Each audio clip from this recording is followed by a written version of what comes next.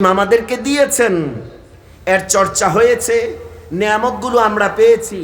এই দৌলতগুলো যেন মওলা আমাদেরকে সিনাতে ধারণ করে قد أفلح من تزكى وذكر اسم ربه فصلى আত্মশুদ্ধির পথে আমাদের সেই কল্পকে যেন পরিচ্ছন্ন রেখে সুফিয়ায়ে কেরামের কদম বা কদম আমরা যেন চলতে পারি। তবেই আমাদের নামাজের সেই নিবেদন সিরাতাল্লাযীনা আনআমতা আলাইহিম, চালাও সে পথে মোরে যে পথে তোমার প্রিয়জন গেছে চলি।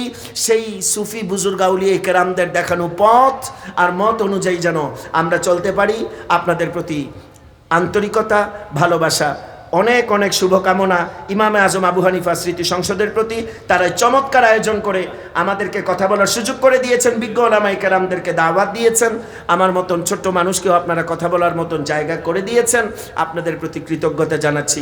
সম্মানিত সভাপতি, মেহমান আলা সহ সকল সম্মানিত অতিথিদের কাছ থেকে এই পর্যায়ে আমি এখানেই বিদায় আরজ করছি। সুবহানাকা লা ইলমা লানা ইল্লা মা আল্লামতানা ইন্নাকা আনতাল আলিমুল হাকীম ফাল্লাহু খায়রুন হাফিযান ওয়া হুয়া আরহামুর রাহিমিন।